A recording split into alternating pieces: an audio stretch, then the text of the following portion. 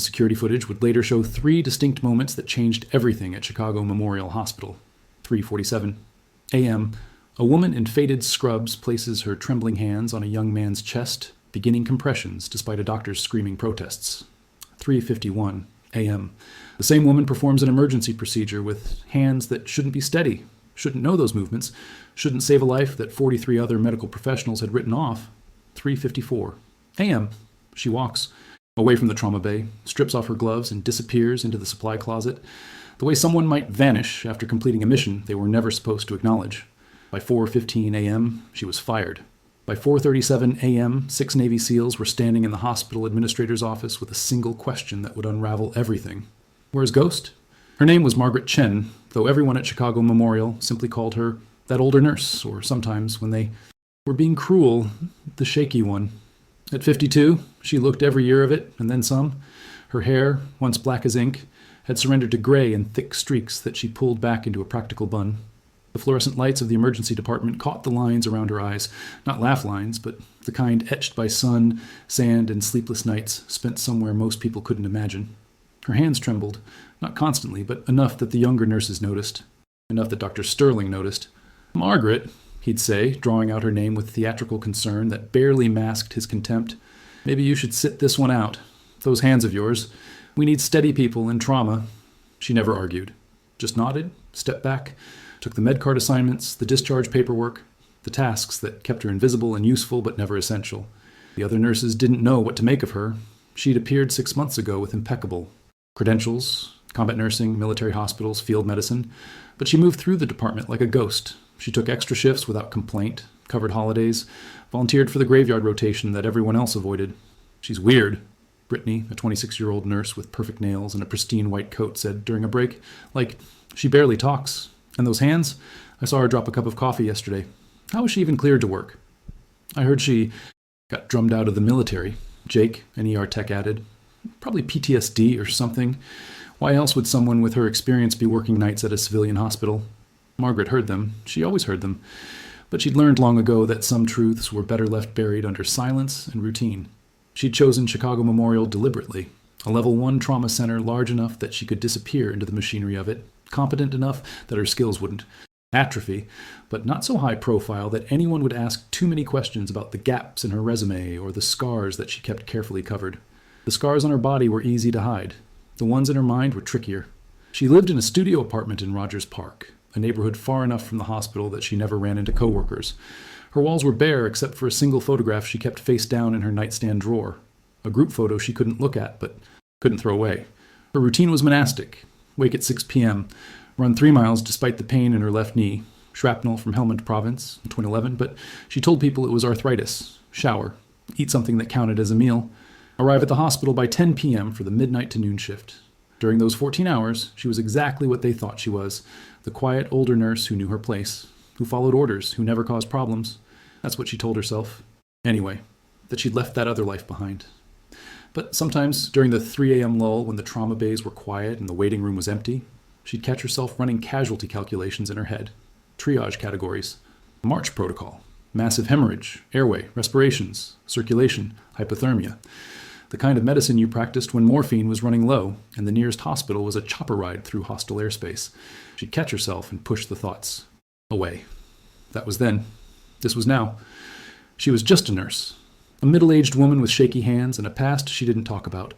She'd hang up her scrubs at noon, go home, sleep through the afternoon, and do it all again. Until the night Dr. Jonathan Sterling decided she needed to be put in her place. Dr. Jonathan Sterling III had been at Chicago Memorial for 18 months, which was exactly 17 months longer than anyone could stand him. At 34, he looked like he'd been designed in a lab to trigger resentment in anyone who'd ever struggled. 6'2", with a jawline that could cut glass and hair that somehow maintained perfect volume even after a 20-hour shift. His scrubs were tailored, an obscene luxury that he justified as professional presentation. His shoes were Italian leather, completely inappropriate for a hospital environment, but impossible to criticize when his father sat on the hospital board. Sterling's father, also Jonathan, but everyone called him Big John, had donated $7 million for the new cardiac wing. This fact was mentioned, either directly or through pointed implication, at least 3 times per week. Dr. Sterling, Margaret had heard the chief of medicine say during a staff meeting, brings a level of pedigree to our emergency department. Northwestern Medical School, top of his class, residency at Johns Hopkins. We're lucky to have him. What went unmentioned? He'd been politely asked to leave Johns Hopkins after 3 formal complaints. Chicago Memorial was his 3rd hospital in 2 years. Sterling treated the emergency department like his personal kingdom, a place where he could demonstrate his superiority to the nurses, techs, and residents who hadn't been born into pharmaceutical money or summer homes in Martha's Vineyard. His favorite target was Margaret. "Hey, Shaky," he'd called out one night in front of the entire nursing station. "Think you can manage to start an IV without bruising the patient this time? Or should I have someone with steady hands do it?" Laughter from some of the younger staff. Nervous, uncomfortable laughter, but laughter nonetheless. Margaret had simply nodded. "I'll have Brittany take it, doctor." "Good call," Sterling said, already turning away to check his phone. "Know your limitations. That's smart." Another time, during a particularly hectic Saturday night with multiple trauma cases, Sterling had physically moved Margaret aside, actually put his hands on her shoulders and shifted her away from a patient she was assessing. "This is critical," he'd said. "I need someone competent." The patient had a minor laceration and borderline normal vitals. Margaret had been about to explain that the neighboring bay had an actual priority case, a teenager with decreasing consciousness and signs of intracranial bleeding, but Sterling was already calling out orders, soaking up the attention. The teenager seized 15 minutes later. By the time they stabilized him and got him to CT, he'd sustained preventable brain damage. Sterling blamed the delay on poor triage assessment by nursing staff. He didn't name Margaret specifically, but everyone in the department knew who he meant. She said nothing, filed no complaint, didn't even mention it to the charge nurse. "Why do you let him do that?" asked Sarah, one of the few nurses close to Margaret's age, someone who'd worked in emergency medicine, long enough to recognize Sterling's type. "Not worth it," Margaret had said quietly, restocking a crash cart with methodical precision. "But you're good. I've seen you work. You're better than half the doctors here." Margaret's hands had paused for just a moment, a brief stillness that might have been muscle memory fighting habit. Then the tremor returned, and she went back to counting epinephrine vials. "I'm just a nurse," she'd said, "just doing my job." But Sarah had seen that pause, that moment of perfect control. The night everything changed started like any other night. 11:47 p.m. Margaret clocked in, changed into fresh scrubs in the women's locker room, and reported to the charge nurse for assignment. "Trauma bay overflow tonight," the charge nurse said tiredly. "Sterling's in a mood. Try to stay out of his way." Margaret nodded. Staying out of Sterling's way was basically her entire job strategy. The evening rush hadn't hit yet. That would come around 2 a.m. when the bars closed and people's bad decisions caught up with them. For now, it was just the usual chaos. Chest pain that was probably anxiety, a possible stroke that turned out to be a migraine, a drunk college student who'd fallen off a skateboard and wouldn't stop trying to film TikToks while the resident sutured his forehead. Sterling held court in the main trauma bay, regaling a group of residents with a story about his yacht club. "So I told him," Sterling was saying, "if you can't handle a 40-footer in 15-knot winds, maybe sailing isn't your sport. These people, they buy expensive boats and think that makes them sailors." The residents laughed dutifully. Margaret restocked supplies in the adjacent bay, invisible as always. At 3:42 a.m., everything changed. The radio crackled first, the sound every emergency department knows, the one that makes even exhausted staff snap to attention. "Chicago Memorial, this is Ambulance 47. We're inbound. Code 3, ETA, 4 minutes. Male, early 20s, multiple GSW to chest and abdomen, BP 70, over 40 and dropping, intubated in field, bagging now. GCS 3, we've got mass transfusion protocol ready. GSW, gunshot wounds. The department transformed. Trauma alerts always did this, turned sleepy night shifts into controlled chaos." Sterling materialized instantly, suddenly very serious, very doctor-like. "Clear trauma bay 1. I want 2 units O-neg running now and get me a thoracic surgeon on call." "The thoracic is 10 minutes out," a resident called. "Then we'll start without them. Margaret," Sterling barely glanced her way, "get the rapid infuser set up. Think you can manage that without dropping something?" She was already moving toward the equipment, but Sterling continued, unable to resist. "Actually, on second thought, Brittany, you do it. I need this patient to have a chance." A few uncomfortable chuckles from the crowd gathering in preparation. Margaret stepped back without a word, positioning herself near the wall where she could assist if needed, but stay out of Sterling's way. The ambulance bay doors crashed open. What came through them would change everything. The patient on the gurney looked like a kid, too young to be bleeding out on a Tuesday morning in Chicago, too young for the sucking chest wounds that made the paramedics' bagging efforts whistle with escaping air. "Talk to me," Sterling commanded as the gurney crashed through the doors. "Marcus Williams, 22, the lead paramedic said, running alongside the gurney and maintaining compressions. Multiple GSW, 3 visible entry wounds, chest and abdomen. Found him in an alley off Western. PD says gang-related. He's been coding on and off since we got there. The paramedic's face was gray. Margaret recognized that look. It was the look of someone who'd been doing CPR for too long, who knew the patient was already gone but couldn't stop fighting anyway. Into trauma 1, Sterling ordered. Transfer on my count. 1, 2, 3. The team moved like a choreographed dance. Everyone had done this before, though rarely with patients this critical. Margaret stayed back, watching, counting compressions in her head. 30 compressions, too fast. The newer resident was panicking, pushing too shallow. Sterling began his assessment, calling out orders rapid fire. 2 large bore IVs. Push O-neg through the level 1. I need a chest x-ray, and someone get me an ultrasound. Brittany, check for breath sounds. Brittany placed her stethoscope, listened. Breath sounds, I think they're diminished on the right. Maybe. Diminished or absent? Sterling snapped. I'm not sure. For God's sake. Sterling grabbed his own stethoscope. Margaret saw it before he did. The patient's right chest wasn't moving. The trachea was deviating left. A subtle shift. But there. The right side of his chest looked fuller, distended, tension, pneumothorax, air. Trapped in the chest cavity, building pressure, collapsing the lung, pushing the heart and major vessels to the side. Every second the pressure built. Every second the heart struggled to pump against the compression. Dr. Sterling, Margaret said quietly from her position against the wall. He ignored her, listening to lung sounds. Absent on the right. Get me a chest tube tray. Doctor... Margaret's voice was stronger now. Not now, Margaret. We're in the middle of something. She watched the monitor. Blood pressure dropping. Oxygen saturation plummeting despite the bag valve mask pumping 100% oxygen. He needs a needle decompression, Margaret said. Sterling's head whipped around. Excuse me? Tension pneumothorax. He needs immediate decompression. I'm aware of the diagnosis, nurse. Sterling's voice dripped with condescension. And I said I want a chest tube. That's the definitive treatment. There's no time. His blood pressure. I went to medical school.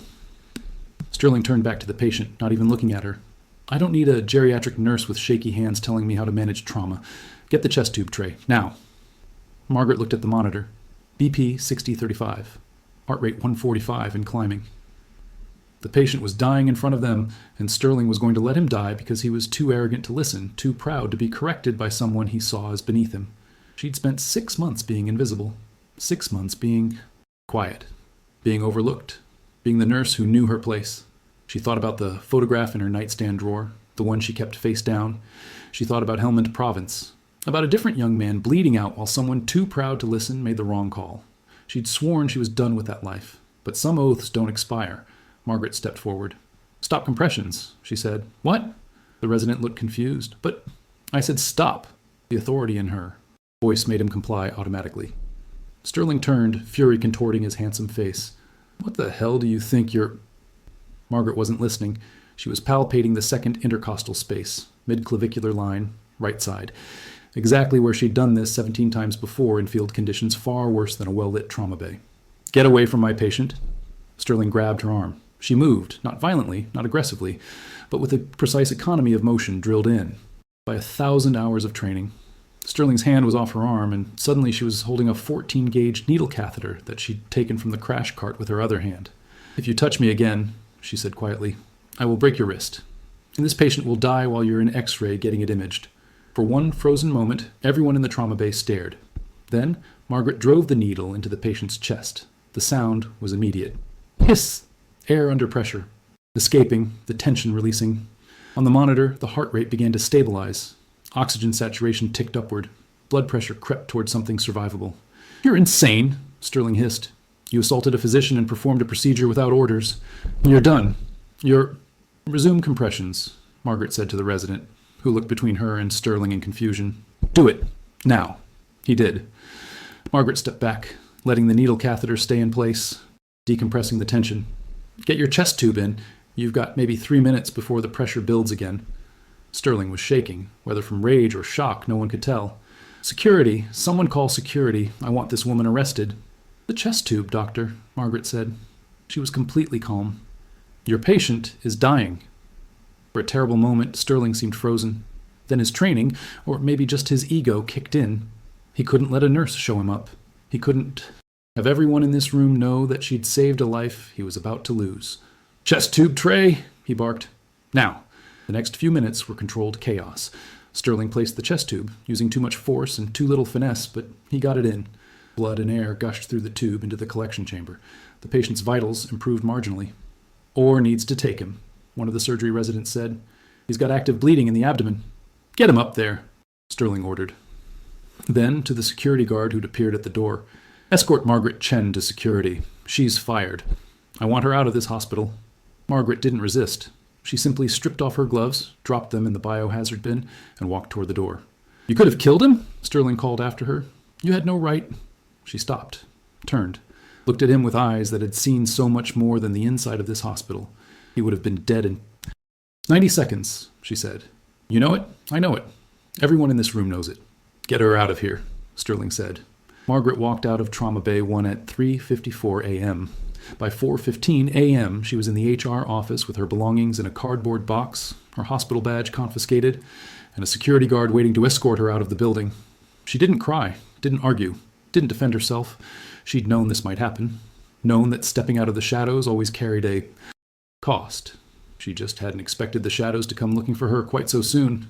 At 4:37 a.m., while Margaret was walking across the parking lot in the rain with her cardboard box, 6 men in Navy uniforms walked through the emergency department entrance.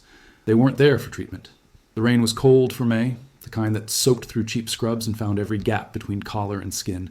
Margaret walked slowly across the parking lot, the cardboard box growing heavier as it absorbed water. Inside was her life for the past 6 months. A spare set of scrubs, a photo of her nephew, a battered copy of a trauma surgery manual, and a small bag of Earl Grey tea she kept in her locker for the long nights. Not much to show for 6 months of invisibility. Her car was a 12-year-old Honda Civic with 140,000 miles and a passenger door that stuck. She had to set the box on the hood while she wrestled with the lock, the rain plastering her gray hair to her face. She didn't cry. She'd cried once, on a Tuesday in June 2012, in a tent hospital at Forward Operating Base Wolverine, after losing 3 soldiers in a single morning to wounds that wouldn't stop bleeding, after running out of the clotting agents and doing CPR until her hands cramped and still watching the life drain out of 19-year-old eyes. She'd cried then. Once, for 20 minutes in the supply tent where no one could see. She hadn't cried since. She wouldn't cry now. Margaret managed to get the door open, threw the soggy box onto the passenger seat, and slid behind the wheel. The car started on the 3rd try. It always took 3. And she sat there in the dark, rain drumming on the roof, watching the lit windows of the hospital. Somewhere in there, Dr. Sterling was probably telling everyone who'd listen about how he'd gotten rid of the dangerous, unstable nurse who'd assaulted him, how he'd protected patient safety, how this proved his point about her incompetence. The patient, Marcus Williams, 22 years old, was probably in surgery now. If he survived the next few hours, it would be because of that needle decompression. Sterling would never admit it, would probably never even think about it. Margaret put the car in reverse and left the parking lot for the last time. She didn't go home. Couldn't face the empty apartment yet, the silence, the knowledge that she'd have to start over again, find another hospital, maybe in another city, build another quiet life where no one asked questions. Instead, she drove to the lakefront, to a parking area near Montrose Beach where joggers would start appearing around sunrise, but which was empty at 5 a.m. She sat in the car and watched the gray water through rain-streaked windows. This was the pattern of her life now. Get close to people, get attached to a place, then something would happen, a reflex too fast, a decision too certain, a movement too practiced, and someone would look at her. Strangely, and she'd have to leave. She'd thought Chicago might be different, big enough to disappear, but she'd underestimated Sterling's ego and overestimated her ability to stay invisible. Her phone buzzed. A text from Sarah, the older nurse, who'd asked why she let Sterling treat her that way. "Everyone's talking about what happened. Sterling's having security review the footage. He's saying you were erratic and dangerous. I'm so sorry." Margaret didn't reply. There was nothing to say. Another text came through. Unknown number. "Is this Margaret Chen?" She stared at the message. Probably HR, wanting her to sign additional termination paperwork. She typed back, "Yes." 3 dots appeared. Someone was typing. The dots continued for a long time, then, "Stay where you are. Do not leave the Chicago area. This is important." Margaret frowned at the phone. It had to be a mistake. Wrong number. She was about to delete it when the phone rang. The same unknown number. She answered, wary. "Hello? Margaret Chen." A man's voice. Professional. Clipped. The kind of voice that expected to be obeyed. "Yes. Who is this?" "Ma'am, I need you to confirm your date of birth and your service number." The world seemed to tilt. She hadn't heard that phrase, service number, in 8 years. Who is this? She repeated, but her voice had changed. Not the quiet nurse voice, something else, something older. Ma'am, your service number, please. She recited it. The numbers came automatically, muscle memory of the tongue. She hadn't said them aloud since her discharge in 2016. A pause on the other end. She heard keyboard clicks. Stand by, Lieutenant Colonel. The title hit her like a physical blow. No one had called her that in 8 years. She'd surrendered the rank, the life, the identity. She was just Margaret now, just a nurse with shaky hands and a past she didn't discuss. I think there's been a mistake, she managed. No mistake, ma'am. We have a situation developing. I need you to return to Chicago Memorial Hospital immediately. I was just fired from Chicago Memorial. I'm aware. That's being addressed. How quickly can you get there? I don't... She stopped, took a breath. When she spoke again, the nurse voice was completely gone. Who is this? Master Chief Tom Rodriguez, DevGru. I need you back at that hospital, Colonel. We have an asset down, and you're the only surgeon within 200 miles with the clearance for this operation. DevGru, Development Group. Most people knew them by their other name, SEAL Team 6. I'm not active duty, Margaret said. I haven't been for 8 years. Your clearance never expired. The paperwork was, let's say it was maintained in case of emergency. This is an emergency. The patient from tonight. The GSW.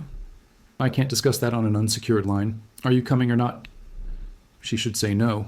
Should tell him she was done with that life, that she'd given enough years, enough blood, enough of herself.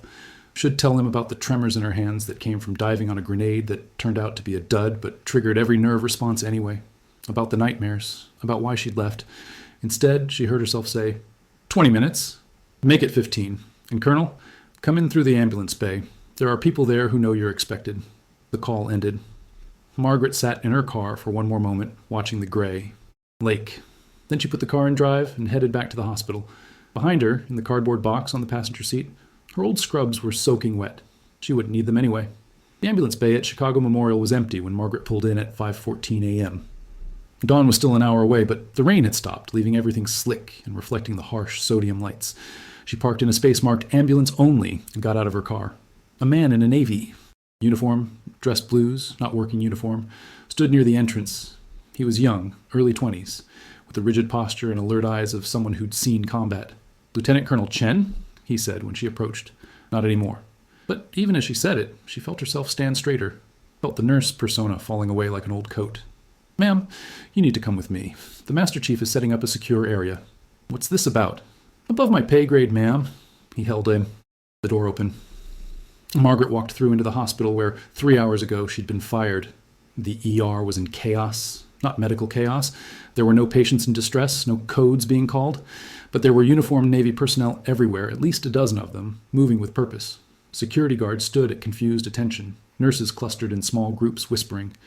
And in the center of it all, near the entrance to Trauma Bay 1, stood a man who radiated authority. The way some people radiate warmth. He was in his early 50s, built like someone who'd spent 30 years turning his body into a weapon and a tool. His uniform was immaculate, despite the early hour. And on his chest was enough ribbon salad to tell a story of deployments spanning decades. Master Chief Tom Rodriguez saw her and nodded once. Colonel, thank you for coming. The nurses nearby went silent. One of them was Brittany, who stared at Margaret with confusion morphing into something else. What's going on, Master Chief? Walk with me. He gestured toward a small conference room near the trauma bay, the same room where, earlier that evening, Sterling had held court telling yacht club stories. Inside the conference room, 3 more men waited. 2 were SEAL team operators. She recognized the type, even if she didn't know them personally. The third was older, in civilian clothes, with the kind of face that didn't show emotion. Colonel Chen, Rodriguez said, This is Senior Chief Hawkins, Lieutenant Drake, and Mr. Morrison from DOD. She nodded to each. Gentlemen, someone want to tell me why I'm here? Rodriguez gestured to a chair. She sat. He remained standing, a tactical choice, keeping himself mobile, keeping the door in his peripheral vision. The patient brought in earlier tonight, Rodriguez began. Marcus Williams, that's not his real name. I assumed. His real name is Lieutenant Commander Nathan Cross. He's one of ours. Margaret felt something cold settle in her chest. What was a SEAL doing in a gang shooting in Chicago? Deep cover operation. 18 months of work tracking a weapons trafficking network.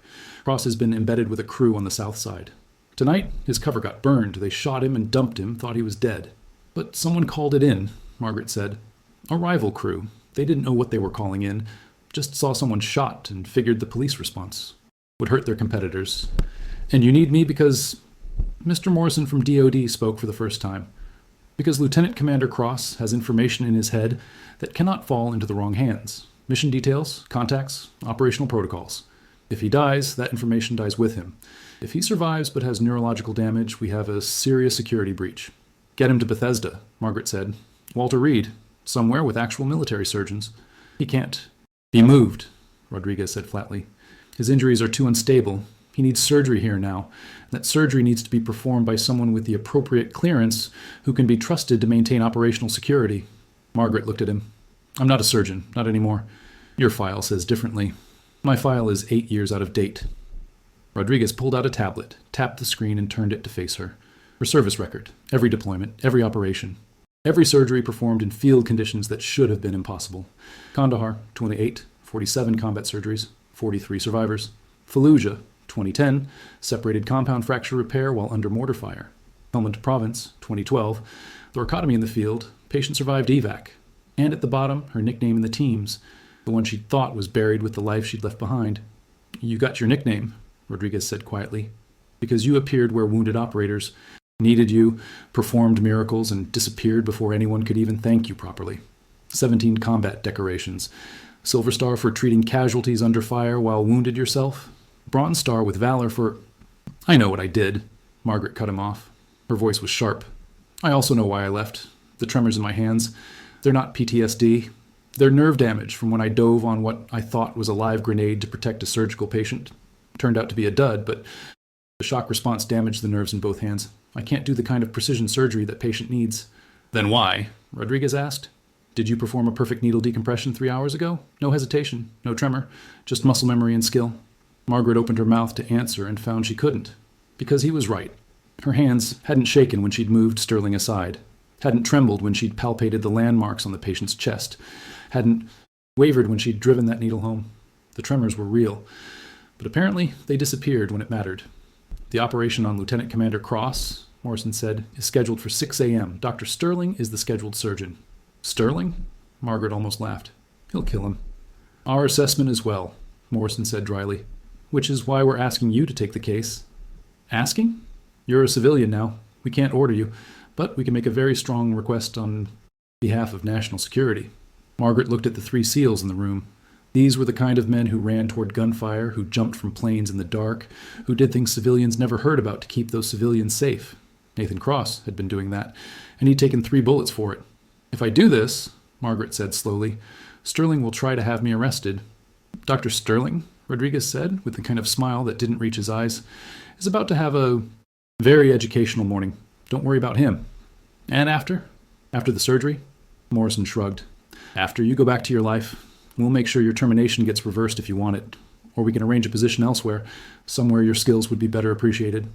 I need to see the patient, Margaret said. See the scans, the labs, make an assessment. He's in Trauma Bay 1. We've cleared the area and set up a secure perimeter. The imaging is on the computer. Margaret stood. The nurse persona was completely gone now. She moved differently, straighter, faster, with the economy of motion that came from working in field hospitals where wasted movement meant wasted lives. Let's go. They walked out of the conference room into an emergency department that had been transformed. Navy personnel at every entrance. Security guards looking thoroughly confused. Hospital administrators trying to figure out what was happening. And standing. Near the nursing station, holding court with a group of residents, Dr. Jonathan Sterling III saw her. His face went through several interesting shades. What is she doing here? He demanded, striding toward them. Security. This woman was terminated. She's trespassing. Master Chief Rodriguez stepped between them. He wasn't dramatically taller than Sterling, maybe 6 feet compared to Sterling's 6'2", but he seemed to occupy more space.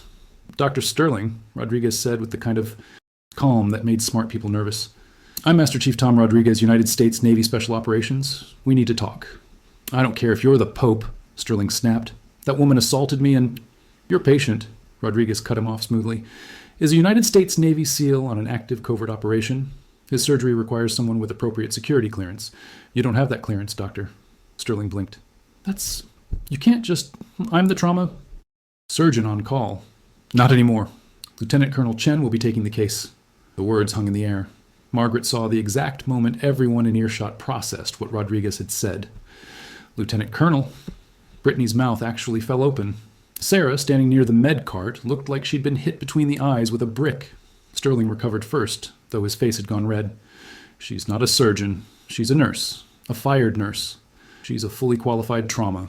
Surgeon with more field experience than you'll get in 10 lifetimes, Rodriguez said. His voice never rose. Didn't need to. And she has top secret clearance that I'm guessing you don't have, Doctor? This is insane. Sterling turned to the hospital administrator, who'd appeared from somewhere. John, tell them. Tell them they can't just commandeer our hospital. The administrator, John Chen, no relation to Margaret, looked at Morrison. Mr. Morrison is from the Department of Defense, he said slowly. Apparently they can do exactly that. National security. Sterling's world was unraveling, and Margaret almost felt sorry for him. Almost. The patient needs surgery in the next 90 minutes, Rodriguez continued. Lieutenant Colonel Chen has assessed the case. This was a lie, but a strategic one, and determined that she can perform the operation. You're welcome to assist, Doctor. I understand you placed the chest tube earlier. The way Rodriguez said it made the chest tube sound like Sterling's only contribution, which Margaret supposed it was. I want to see credentials, Sterling said desperately. Proof that she's who you say she is. Rodriguez smiled. It wasn't a nice smile. Petty Officer Drake, please show Dr. Sterling the relevant documentation. Drake pulled out a tablet, tapped through several screens with password-protected access that required his thumbprint, and turned it to face Sterling. Margaret couldn't see the screen, but she could see Sterling's face change as he read. This is... he started. Stopped. Started again. This says she performed surgery in combat zones, that she has Silver Star, that she's a decorated combat veteran who saved more lives in a week than you'll touch in your entire career. Rodriguez finished pleasantly. Yes. The emergency department had gone completely silent. Everyone was watching. Sterling looked at Margaret, really looked at her for the first time. The gray hair, the trembling hands, the quiet nurse who'd taken his abuse for 6 months without fighting back. Why didn't you tell anyone? He asked, and for just a moment he sounded like a real person instead of an arrogant asshole. Because I was done with that life, Margaret said quietly. I just wanted to be a nurse. Help people without the pressure, without the weight. Just normal medicine. Until tonight. Until tonight. Sterling swallowed hard. She could see his mind working, trying to find a way to salvage his ego from this disaster. I should at least assist, he said finally. It's my patient. It's Navy Petty Officer Cross's patient, Rodriguez corrected. But yes, your assistance would be appreciated. They walked toward Trauma Bay 1. Behind them, the whisper started. Did he say Lieutenant Colonel? Silver Star? That's Valor.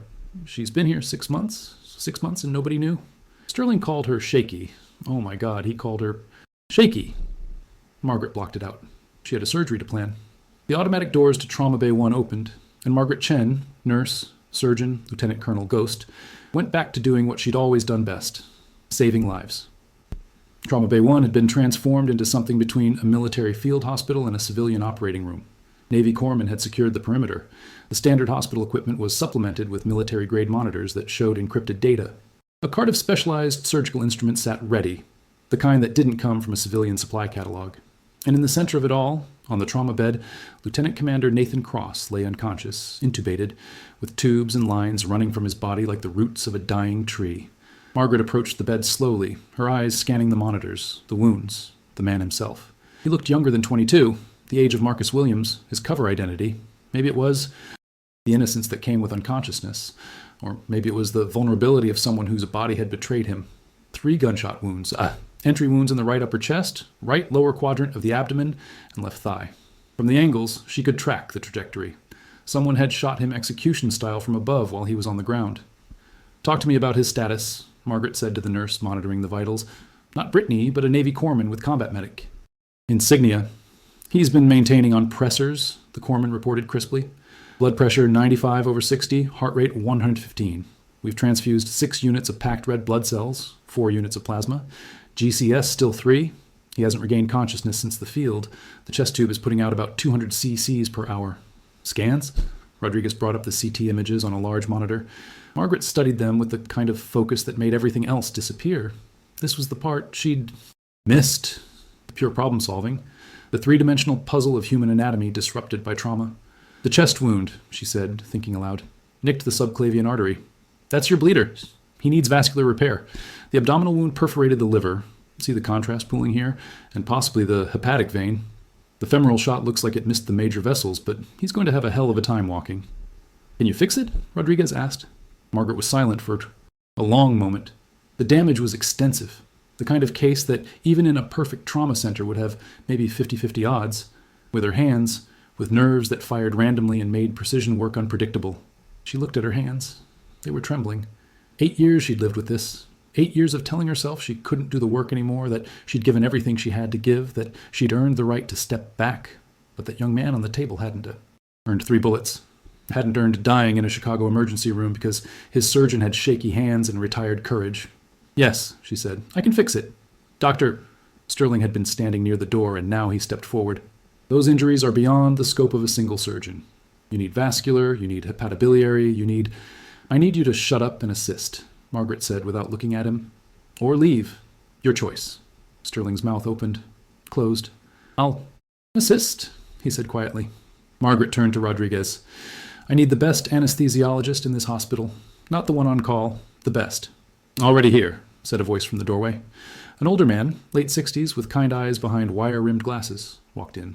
Dr. James Way. I understand we're doing the impossible this morning. Just the improbable, Margaret said. You ever work with combat surgeons? Naval Hospital in San Diego, 1975 to 1980. Not quite your pedigree. Colonel, but I know how to keep someone alive while you work miracles. Margaret almost smiled. No miracles today, just good medicine. Best kind, Way agreed. She turned to survey her team. Sterling, looking humbled and uncertain. A surgical resident who'd appeared from somewhere, young and terrified and eager. 2 Navy corpsmen who'd clearly done this before. Dr. Way, with his steady hands and decades of experience. Not the team she'd have chosen. But then, she never got to choose. All right, Margaret said. Scrub protocol is the same as always, but we're running this as a combat surgery. That means no conversation unless it's directly relevant to the patient. No teaching moments, no discussions of technique. We have one job. Keep Lieutenant Commander Cross alive. Questions? Silence. Good. Scrub time is 5 minutes. I'll do the surgical plan while you prep. The team dispersed to scrub. Margaret stayed at the bedside, her eyes on the monitors, her mind running through the surgery step by step. You're really going to do this? Rodriguez said quietly from beside her. Didn't have much choice, did you? There's always a choice. You could have said no. Margaret looked at the young man on the bed. When I was deployed, we had a saying, the only easy day was yesterday. It meant every day was hard, every mission was impossible, but you did it anyway because that's the job. And what's the job now? Same as it's always been. She finally looked at Rodriguez. Save the ones who protect the rest, no matter what it costs. She saw something shift in his expression. Respect, maybe, or recognition. There's something you should know, he said, about Cross. If it's relevant to the surgery, tell me. Otherwise, it can wait. It's relevant. Rodriguez pulled out his phone, brought up a photo. Helmand Province, June 2012. You remember that mission? Margaret's breath caught. The photo showed a tent hospital, dust, and chaos visible through the open flaps. In the foreground, a much younger Nathan Cross, fresh-faced, barely old enough to shave, sat on a cot while a surgeon worked on his shoulder. The surgeon was Margaret. Younger, darker hair, no tremor in her hands. Focused completely on the wound she was repairing while mortars fell close enough to shake dust from the tent ceiling. He talks about you sometimes, Rodriguez said. About the surgeon who operated on him while the base was under attack. Said you didn't even flinch when the rounds hit. Just kept working like it was a normal Tuesday. Margaret's hands had stopped trembling. She remembered that day. Remembered the 23-year-old SEAL with a shoulder wound from shrapnel. Remembered him asking if she was scared. Remembered telling him, fear is just another vital sign. You learn to monitor it, not obey it. She remembered him surviving, returning to duty, disappearing back into whatever shadows the teams operated in. He doesn't know I'm his surgeon today, she said. No, but he will. 5 minutes passed. The team returned, gowned and gloved. Margaret scrubbed at the large sink outside the trauma bay. Methodical, thorough, the same way she'd scrubbed 1,000 times before. When she raised her hands to let the water run off, they were perfectly still. Dr. Way appeared beside her. You ready for this, Colonel? No, Margaret said honestly, but that's never stopped me before. She walked into the trauma bay, hands raised, water dripping. A nurse, one she didn't recognize, probably Navy, helped her into a surgical gown. Then gloves, snapping into place with that satisfying sound. Margaret approached the table. The team assembled around her, Sterling on the left, the surgical resident on the right, Dr. Way at the head managing anesthesia, Corpsman ready to assist. Scalpel, Margaret said. The instrument touched her gloved palm. She looked at the young man on the table. Thought about him 12 years ago, thought about all the operators she'd saved who'd gone back to do impossible things in impossible places. "All right, Commander," she said quietly. "Let's get you home." And she made the first incision. The surgery lasted 7 hours. Outside Trauma Bay 1, an entire emergency department waited. Word had spread, the way it always spreads in hospitals, that something extraordinary was happening behind those closed doors. The quiet, older nurse with the shaky hands was Lieutenant Colonel Margaret Chen, combat surgeon, decorated veteran, someone whose file had more redacted sections than readable text. Nurses gathered in small groups, comparing notes about the times they'd seen her work. Residents pulled up articles about field surgery, trying to understand what kind of skills were required to operate under mortar fire. And Dr. Jonathan Sterling III's entire world had collapsed in a single morning. He'd started the shift as the golden boy, the surgeon with the pedigree and the connections, the man whose father sat on the hospital board. Now he stood in an operating room, relegated to second assistant, watching a woman he'd mocked and humiliated perform surgery that he couldn't even conceptualize attempting. Inside Trauma Bay 1, Margaret worked with the focused intensity of someone for whom failure wasn't an option. The subclavian artery repair was delicate, threading sutures through tissue that tore if you looked at it wrong, trying to patch a vessel that carried blood directly from the heart while maintaining enough pressure to perfuse the brain. Her hands didn't shake. Whatever nerve damage she'd sustained, whatever psychological barrier she'd built, it had vanished the moment she'd picked up that scalpel. "Clamp," she said quietly. Sterling handed it to her. His hands were shaking instead. "Dr. Sterling," Dr. Way said from the head of the table, "your pulse is 145. Take a breath." Sterling tried. Failed.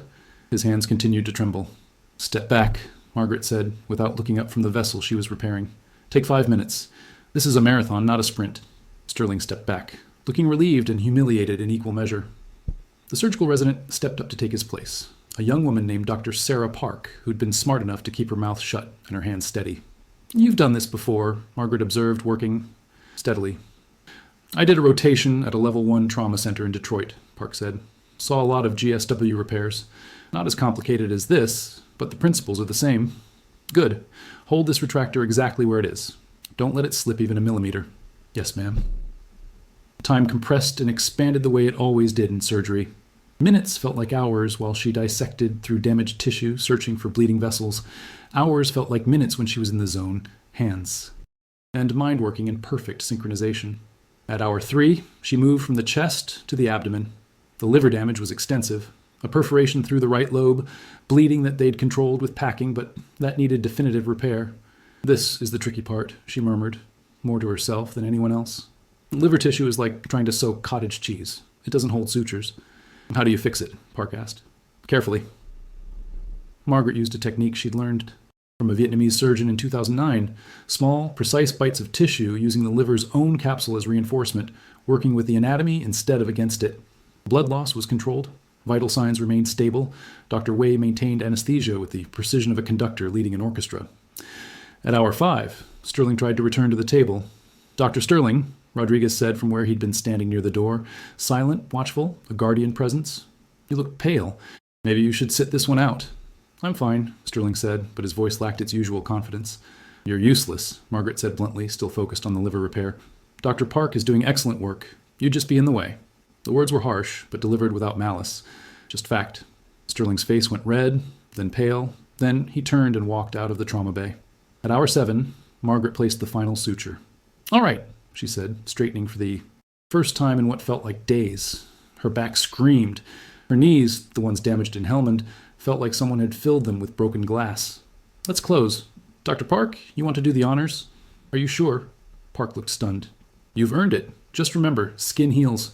Fascia is what holds everything together. Don't skip layers." They closed in layers.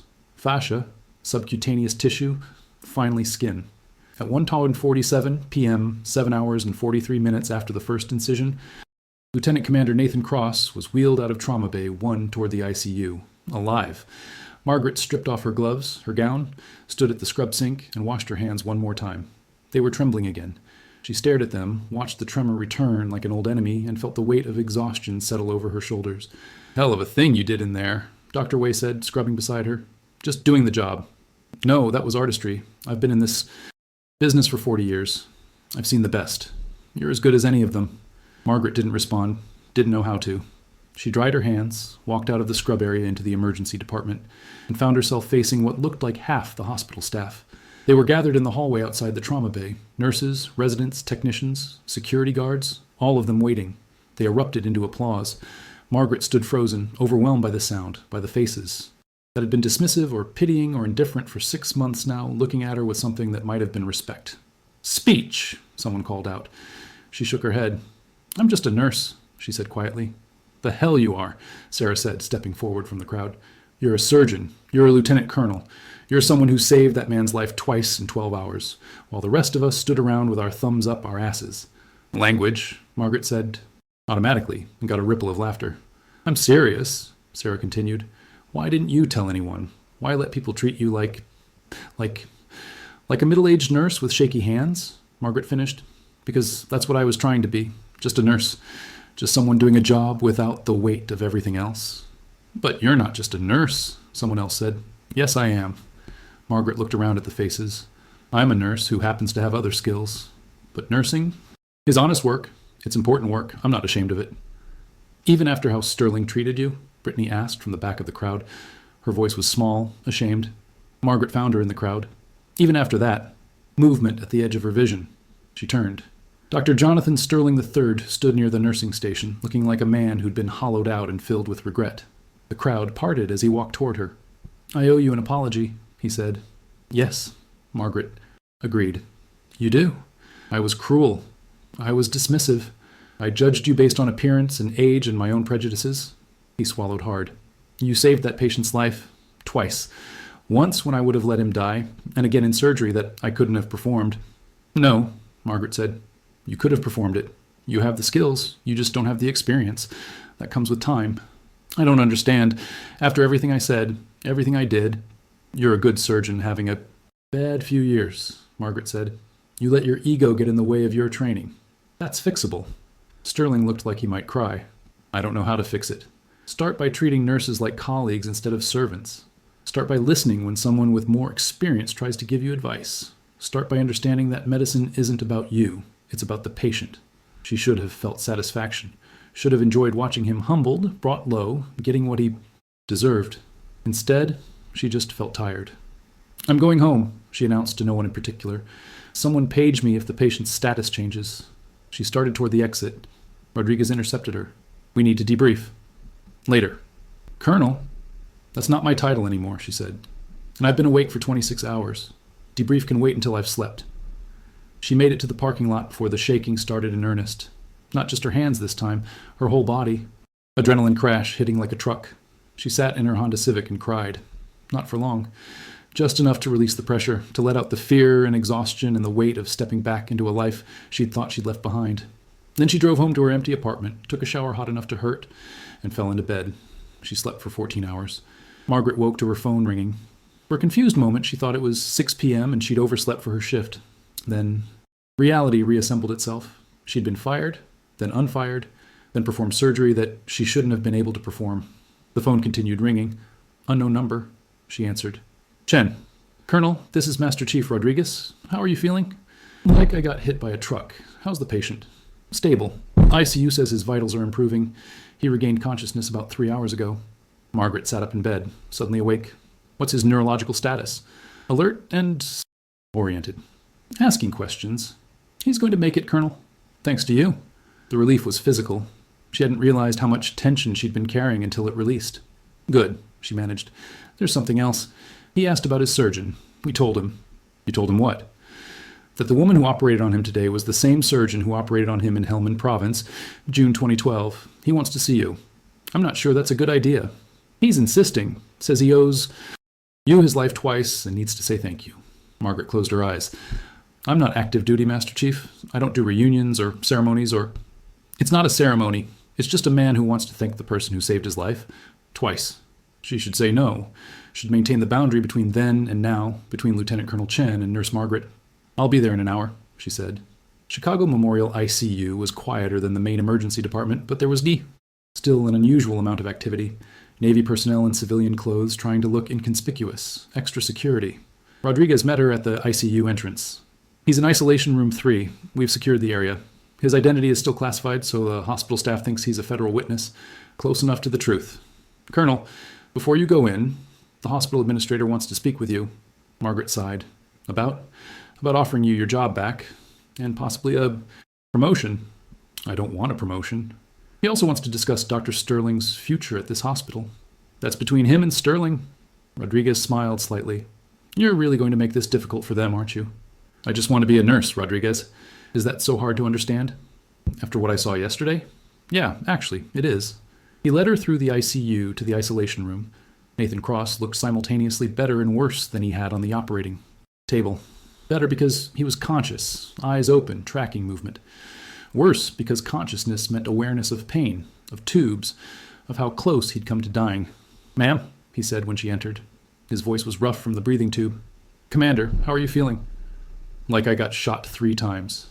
A weak smile. But alive. Thanks to you. Again, just doing my job. In Helmand, I asked if you were scared. Remember what you told me? Margaret did remember. I said fear is just another vital sign? Yeah. Cross shifted slightly in the bed, winced. I've thought about that a lot over the years, used it in some pretty tight situations. But yesterday when they told me you were my surgeon, I realized something. What's that? You were lying. Margaret blinked. Excuse me? You were terrified. I could see it in your eyes when they wheeled me in. You just didn't let the fear stop you from doing the work. She opened her mouth to deny it, then stopped. He was right. You're smarter than you look, Commander. I've had 12 years to think about it. He was quiet for a moment. They told me you retired, that you've been working as a regular nurse. Why? Because I was tired, Margaret said simply. Tired of the weight, tired of the pressure, tired of living in a world where every decision meant life or death. But you came back. Had to. You needed me. What if someone else needs you tomorrow? Next week? Next year? Margaret didn't answer. Ma'am, Cross said quietly, I've worked with a lot of operators. A lot of combat medics, surgeons, people who do impossible things under fire.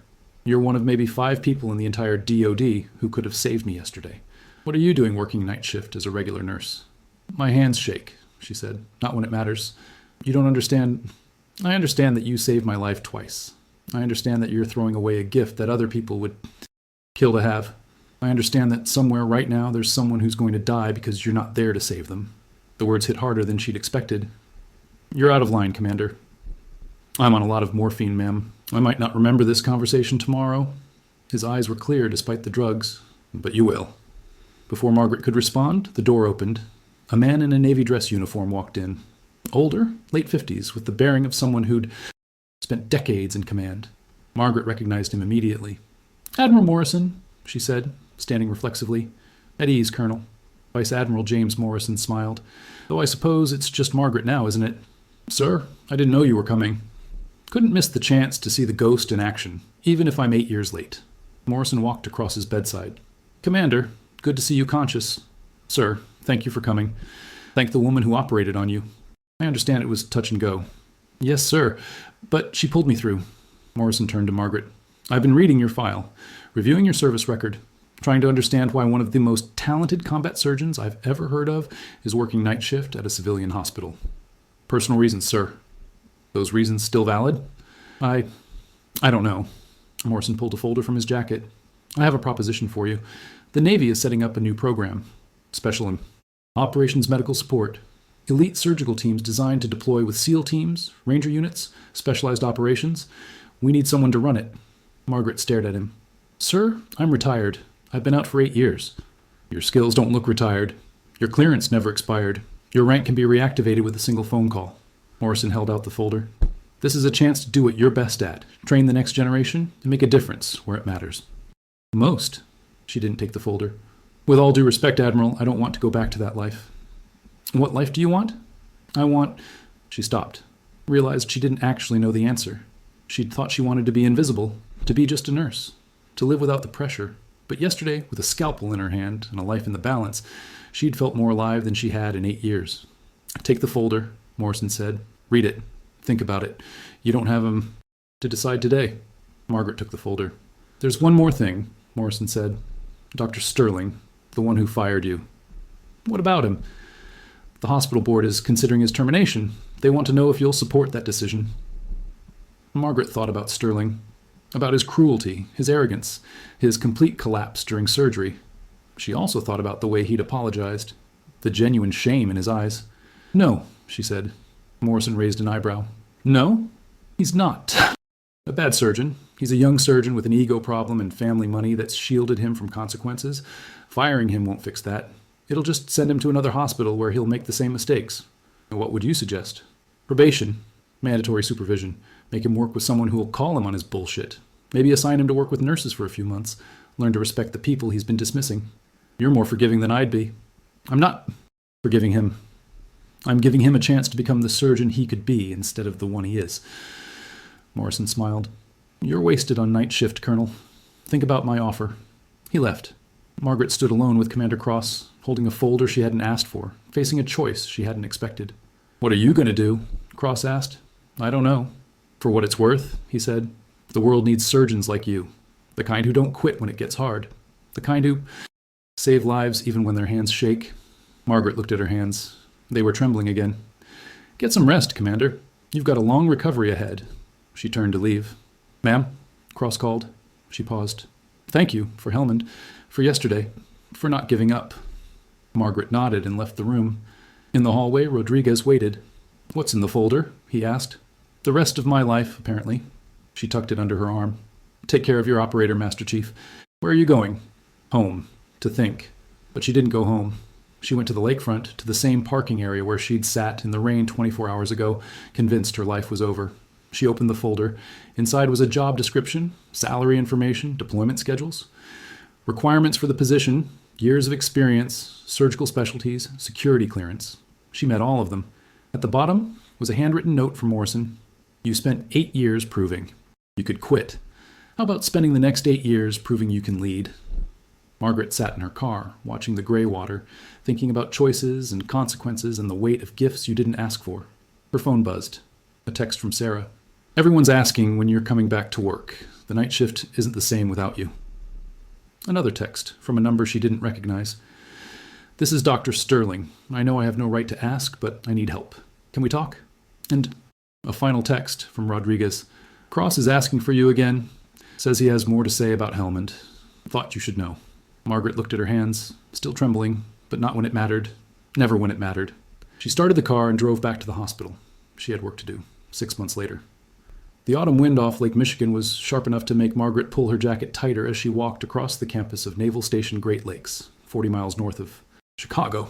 She was in uniform again, navy dress blues that fit better than she remembered, though her knees still complained on cold days and probably always would. On her chest, the Silver Star. Bronze Star with Valor, Purple Heart, and several other ribbons that marked 30 years of service that hadn't actually been 30 consecutive years. 8 years retired counted, apparently, unless someone important decided they didn't. Vice Admiral Morrison had decided they didn't. The building she approached was new, so new it still had construction equipment parked nearby. Above the entrance, a sign. Inside, 25 medical personnel waited. Surgeons, nurses, corpsmen, all of them pulled from elite units around the military. The best of the best, assembled to become something better. Margaret walked into the auditorium. 25 faces turned toward her. "Good morning," she said, her voice carrying easily through the space. "I'm Lieutenant Colonel Margaret Chen, and for the next 6 months, I'm going to teach you how to save lives in places where saving lives should be impossible." She advanced a slide on the projector. Images appeared. Field hospitals, forward operating bases, tent cities, and hostile terrain. Some of you know me by reputation. Some of you heard about what happened in Chicago. Some of you are just here because you were ordered to be here, and you're wondering what an old lady with shaky hands is going to teach you that you don't already know. A few nervous laughs. Margaret held up her hands. They trembled visibly. These hands have nerve damage from injuries sustained in combat. Under normal circumstances, they're unreliable. But under pressure? She made a fist, held it perfectly steady. They remember what they're supposed to do. Just like you're going to remember what I teach you, even when everything is chaos and nothing makes sense. She advanced another slide. A photograph from 2009, a tent, hospital in Afghanistan. Younger Margaret in bloody scrubs, working on a patient while smoke drifted through the background. That mission lasted 18 hours. We lost power 3 times. We ran out of blood after the first 6 hours.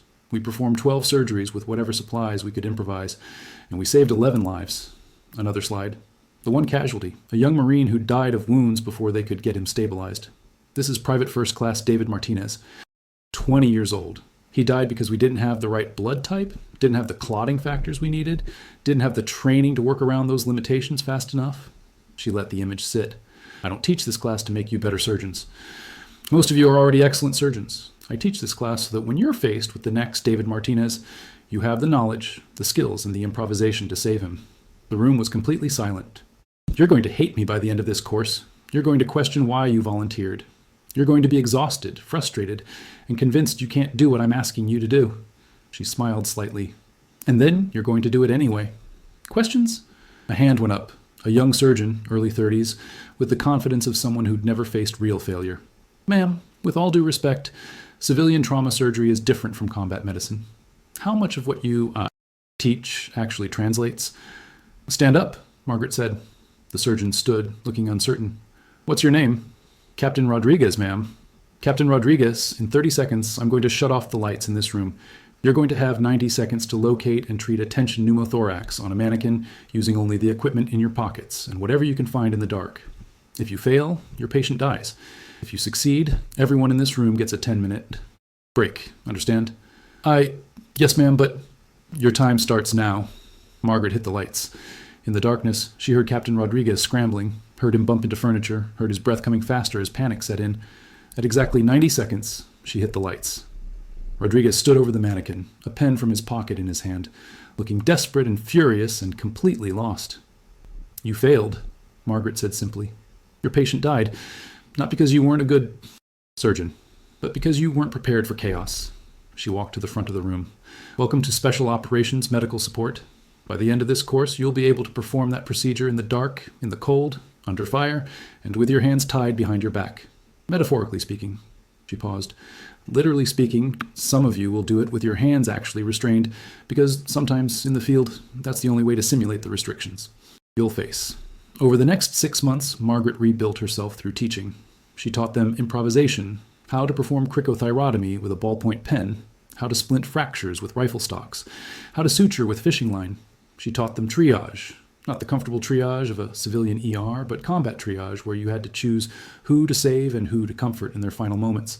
She taught them endurance, working for hours without sleep, performing delicate surgery while exhausted, maintaining focus when every instinct screamed to rest.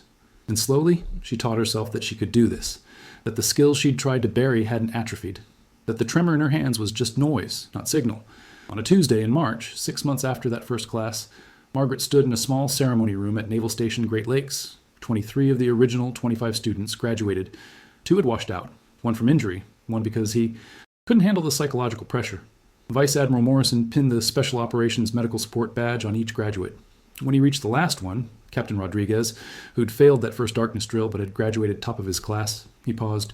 Colonel Chen, Morrison said, would you like to do the honors? Margaret stepped forward, pinned the badge on Rodriguez's uniform. Congratulations, Captain. You earned this. Thank you, ma'am. He hesitated. For what? It's worth. You were right. I wasn't ready. But you made me ready.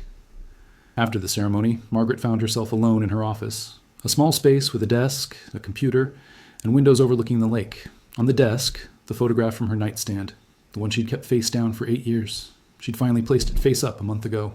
The photo showed a medical team in Afghanistan, 2011. 8 people in dusty fatigues, exhausted but smiling, standing in front of a field hospital, and that had somehow survived another day. 3 of those people were dead now.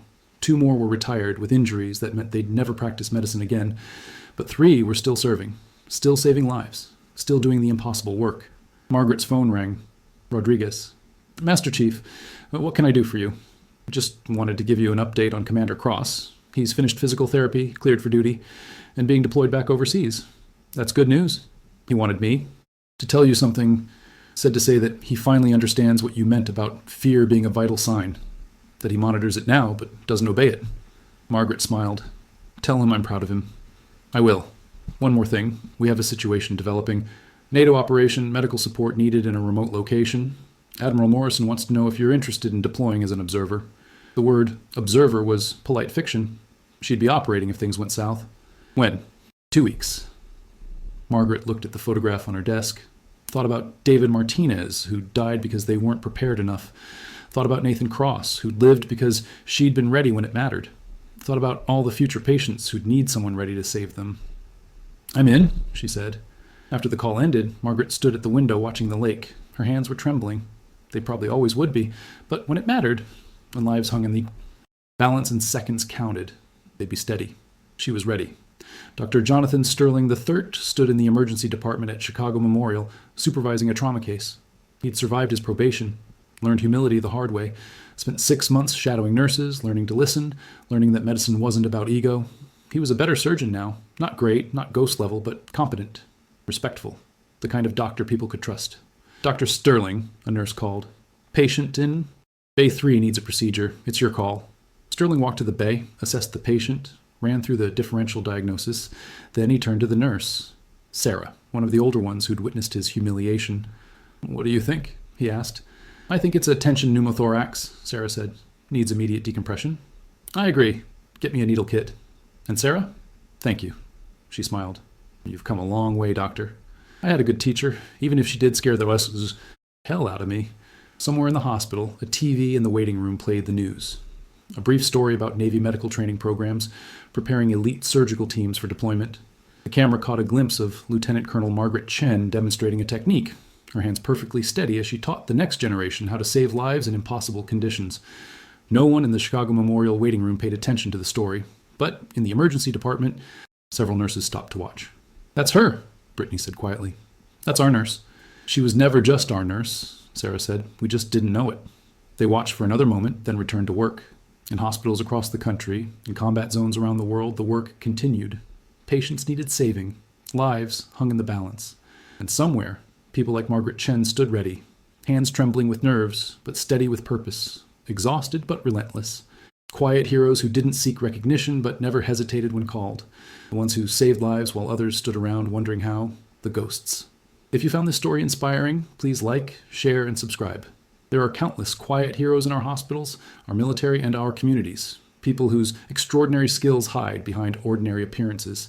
Take the time to recognize them. Say thank you.